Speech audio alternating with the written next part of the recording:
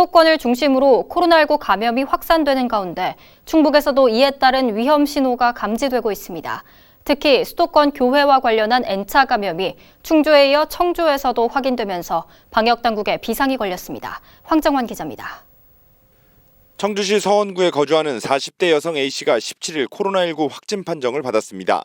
도내 87번째 확진자인 A씨는 확진 이틀 전 입원 중인 어머니 병문안을 가기 위해 경기도 안산 한도병원을 찾았다가 엄마가 확진 판정을 받은 뒤 인근 보건소를 찾아 검사를 받은 결과 양성 판정을 받았습니다.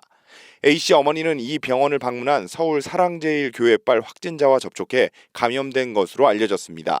즉 청주에서도 수도권 교회발 N차 감염이 발생한 겁니다. 문제는 N차 감염이 추가로 이어질 가능성이 적지 않다는 겁니다.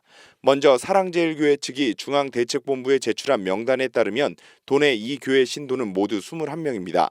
하지만 이 명단 자체가 과연 정확한 것인지 현재로선 장담할 수 없는 상황입니다. 명단에 있던 2명은 신도가 아니라며 검사를 거부했고 음성 판정을 받은 나머지 19명 가운데 상당수는 신도가 아니거나 현재는 교회를 다니지 않는다고 당국에 밝혔기 때문입니다. 우려스러운 대목은 또 있습니다. 확진 판정을 받은 전광훈 목사 등이 주도한 지난 15일 서울 광화문 광복절 집회에 충북도민 500여 명이 참석한 것으로 추정되고 있는데 정확한 명단이 없다 보니 참석자가 자발적 검사를 받지 않는 한 방역당국이 확인할 방법이 마땅히 없습니다. 현재 명단이 확보되지 않아 도에서는 종교시설이나 광복행사에 다녀오신 분들에 대해서 진단검사를 받을 것을 행정명령을 내린 상태입니다. 왜냐하면 사전에 명부가 작성되지 않았더라도 사전에 진단검사를 해서 감염병을 차단하는 데 노력하고 있습니다.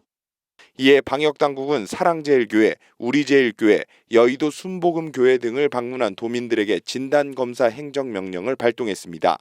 이를 어기면 벌금 200만 원 이하의 벌금이 부과되고 감염이 확산된 경우 방역 비용에 대한 구상 청구가 될 수 있습니다. 또 실내 50인, 실외 100인 이상의 대면 집합 모임 행사를 금지하고 수도권 지인 등과의 교류를 최대한 자제해 줄 것을 당부했습니다.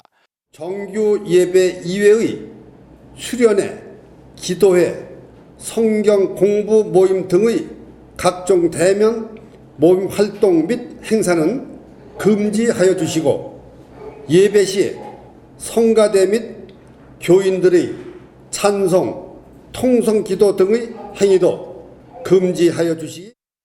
교회발 확산으로 지역사회 감염이 이어지는 가운데 수도권과 인접한 충북 지역에 조용한 전파가 다시 시작되는 건 아닌지 우려가 커지고 있습니다.